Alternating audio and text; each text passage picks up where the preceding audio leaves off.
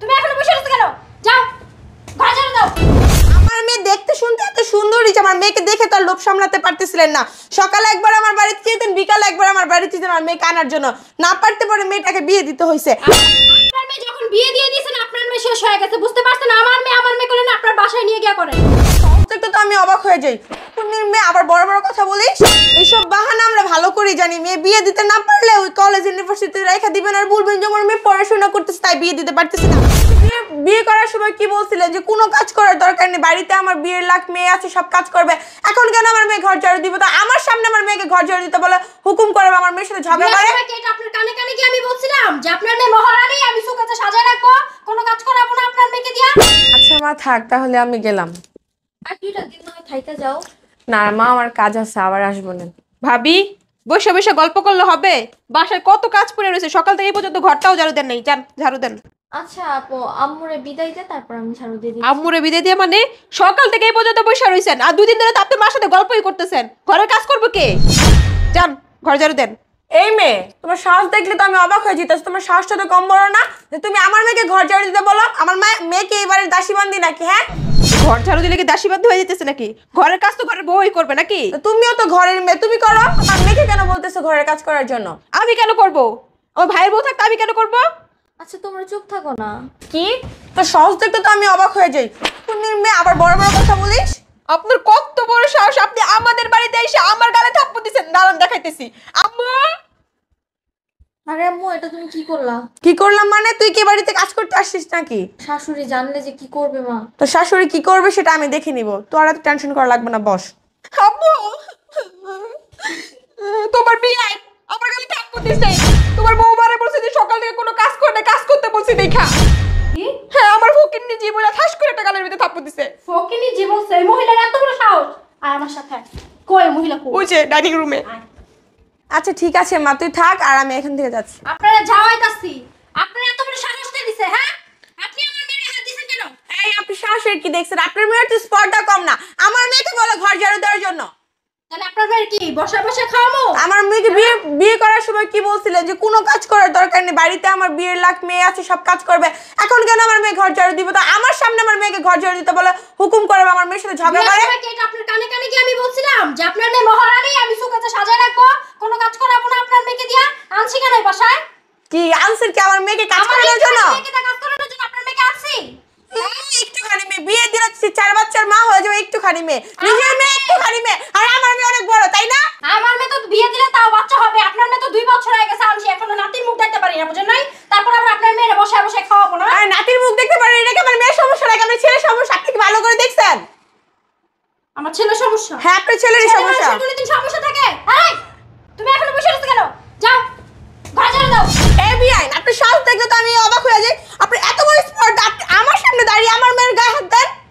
আপনি আমার বাসায় এসে আমারটা খায়, যদি আমার মেয়ের গায়ে হাত দিতে পারেন, ও তো আমারটা খায়। আমার অবশ্যই আপনার মেয়ে বেয়াদবি করছে, আপনার মেয়ের গায়ে হাত দিছে। আর যদি ফার্দার আমার মেয়ের সাথে এরকম ব্যবহার করে তাহলে আমি আবার মারবো।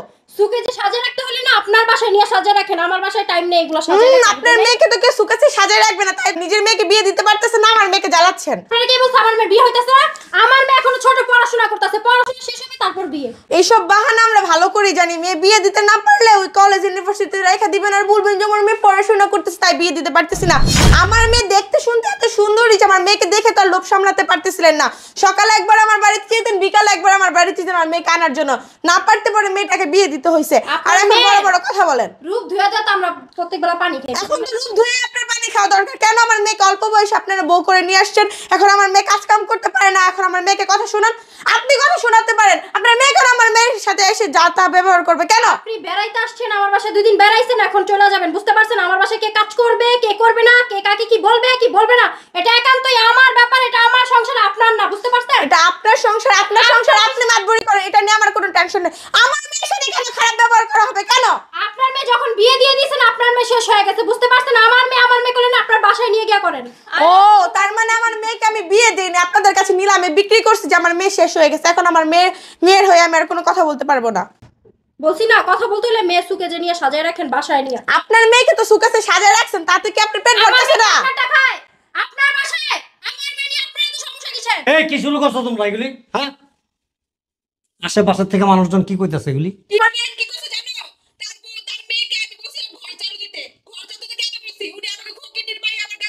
দিতে আমার কত কিছু বলছে আমাকে।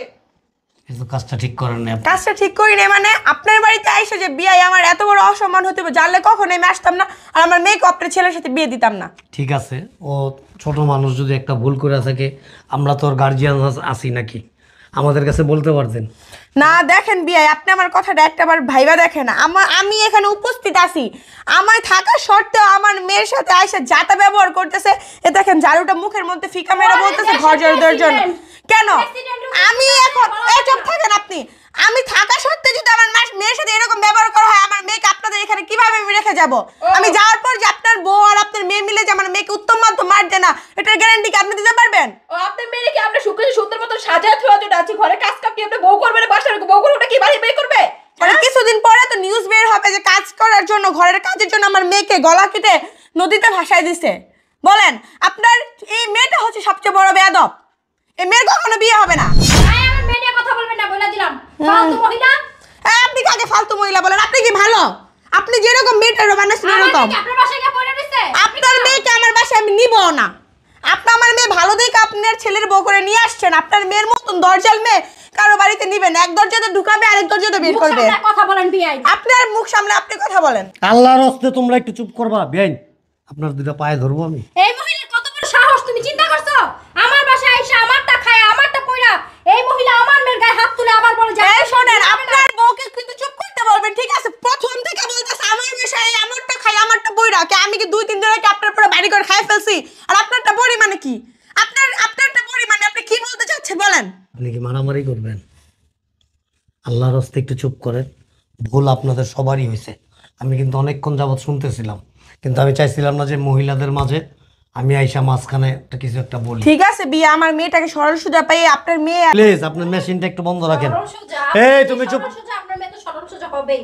কিছুই বুঝে না। আমার মেয়ে সরল সোজা দেখে আজকে আপনার আরে সাথে আমি চুপ ঝগড়া করেন। করতেছি, নাহলে আমার মেয়ে করতো। চুপ থাকো না। আশ্চর্য ব্যাপার, আমার যে বাস করতে থাকতে দিলেন ওরা কিছু না।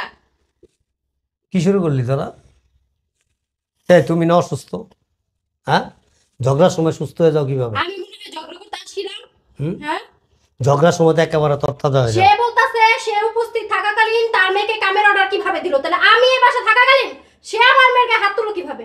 উভয়ে ভুল করছো, তোমাদের উভয়ের মধ্যে ভুল সব আছে। দোষ এই যে এই মহিলার। সব দোষ আমার, সব দোষ আমার। এই ওনারও কোনো দোষ নাই, তোরও কোনো দোষ নেই, তোর মারও কোনো দোষ নেই, ওরও কোনো দোষ নেই, সম্পূর্ণ দোষ আমার। আল্লাহর হস্তে। তোমারই তো। ছেলে বিয়ে করার সময় দেখানো নাই মেয়ের বাপ মা কেমন? রাত্রে বললাম যে একটু রং চা বানায় দাও, আমার খুব কাশি হইতেছে, অসুস্থ। এখন ঝগড়া করো কিভাবে? কাঁচা বাইন্দা এখন অসুস্থ হও না? ঝগড়াটা তো ঝগড়াই করো। হ্যাঁ, আপনি কথা বলবেন না, আপনি আসলে একটা ঝগড়াটে মহিলা। আপনি কি আরো বেড়াবেন কিছুদিন? থাকবেন? কেন আপনার বাসায় আমি কেন থাকবো? থাকবেন কি না জিজ্ঞেস করলাম। থাকবেন? না থাকতে চাই না আপনার এই দরজার বউর সাথে। তাহলে প্লিজ আল্লাহর এই হস্তে। মহিলারে এই মুহূর্তে বের হয়ে যেতে বলো আমার বাসা থেকে। তুমি পিরিতের আলাপ করো তোমার বোনের সাথে। 24টা বছর ধরে মরিচ চিনেন? বোম্বে মরিচ একবার কামড় দিলে 1 ঘন্টা এরকম। বিয়ে করছি 24 বছর আগে, অন্য জাল, বুঝেন নাই? আল্লাহর হস্তে আর কোনো পেছাল বাইরেন না। ভুল আপনিও করছেন, আমার ওয়াইফও করছে, আমার মেয়েও করছে। আর তোমার যদি কোনো সমস্যা হয় তুমি আমাকে বইলো, ঠিক আছে? যা তোমার মাকে নিয়ে ভিতরে যাও। চলো। যান। না বিয়াই, আপনাদের বাসায় আইসা আমি অনেক ঝামেলা করছি। আচ্ছা ঠিক আছে, আপনার ভালো না লাগলে আর আইসেন না প্লিজ। আল্লাহর ওয়াস্তে তাও আপনার এই মেশিনটা সময় একটু বন্ধ রাখেন, আচ্ছা ভিতরে যান। ওর একটু দেখা রাখে। আর আপনার বাসায় আমি আর কোনোদিন আসতে চাই না আপনার বউর সাথে ঝগড়া করার জন্য। আচ্ছা, আর ঠিক তুই নিজের খেয়াল রাখিস। বাবা রে বাবা, আমার ঘরেরটা ওই বাড়িটা। আল্লাহ।